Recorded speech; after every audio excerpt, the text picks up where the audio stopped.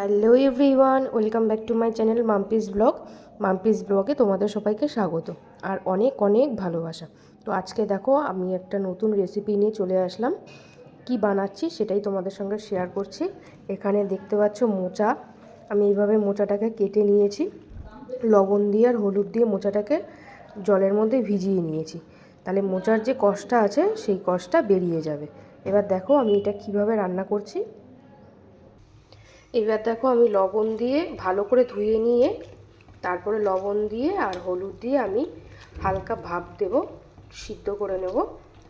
তাহলে আর বাদবাকি যে কষটা থাকবে সেটাও ভালো পুরোটাই বেরিয়ে যাবে, তিতকুটে ভাবটা তাহলে আর লাগবে না। চলো দেখতে থাকো। তো এবার দেখো বন্ধুরা, এখানে আমি মোচা ঘন্টর মধ্যে একটু ডালের বড়া করে দেব, মুসুরির ডালের বড়া করে, বেশি কিছু লাগবে না। মুসুরির ডাল বাটা নেবে, একটু বেসন দেবে, একটু হলুদ দেবে, একটু কালো জিরে দেবে, লবণ আর চিনি দেবে, একটু হলুদ দেবে, দিয়ে আমি বড়াটাকে বানাবো ছোট্ট ছোট্ট করে একদম।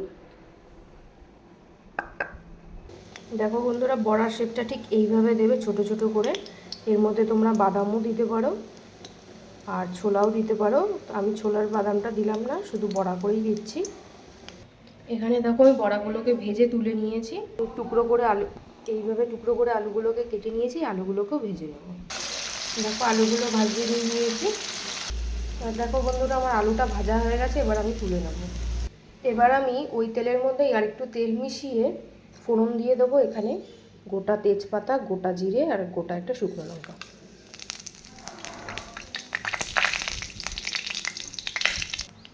তো যে একটু ভাজা ভাজা হয়ে যাবে লঙ্কাটা, তখন আমি দিয়ে দেবো আদা বাটা আর জিরে বাটা।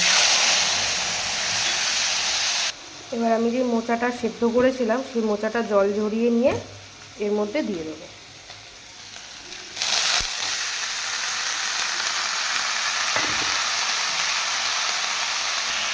এবার দেবো হলুদ গুঁড়ো,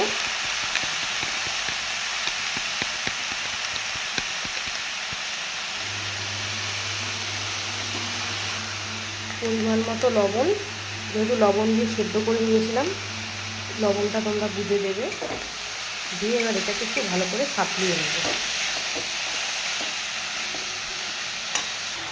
দেখো মোচাটাকে আমি একটু ঢেকে ঢেকে সাঁতলিয়ে নেব। এবার দেখো 2 মিনিট হয়ে গেছে, আমি ঢাকনাটা খুলে নেব। খুলে একটু নাড়িয়ে চাড়িয়ে এর মধ্যে দিয়ে দেবো অল্প করে জল।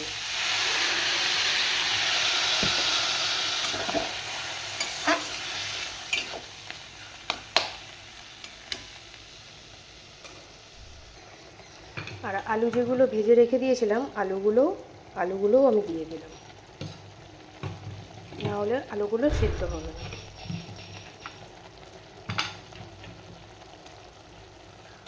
দিয়ে আর একটু নাড়িয়ে নেব।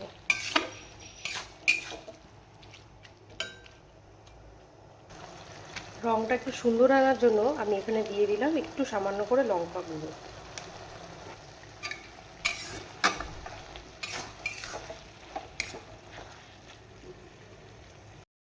এবার দেখো বন্ধুরা, আমি এখানে অল্প একটু টমেটো দিয়েছি, তোমরা নাও দিতে পারো চাইলে। আর দেখো কেমন ছাড়া ছাড়া টাইপের লাগছে, সেটাকে তোমাদের পুরো মিশ খাওয়াতে চাইলে আবার অনেকে তোমরা এরকমও খাও ছাড়া ছাড়া টাইপের, কিন্তু ছাড়া ছাড়াটা না দেখতেও ভালো লাগে না আর খেতেও সেরকম ভালো লাগে না। সেটাকে তোমরা মিশ করবে কিভাবে, একভাবে। সেই জন্য কি করতে হবে, একটু সামান্য আটা হোক বা ময়দা হোক একটু করে ছিটিয়ে দেবে এর মধ্যে। ছিটিয়ে দিলাম। এবার দেখবে পুরো একদম গলে যাবে আর মানে একদম পুরো মিশ খেয়ে যাবে। আর এখানে যে বড়াগুলো ভেজে রেখেছিলাম সেই বড়াগুলোও দিয়ে দিলাম, দিয়ে এবার একটু নাড়িয়ে নেব।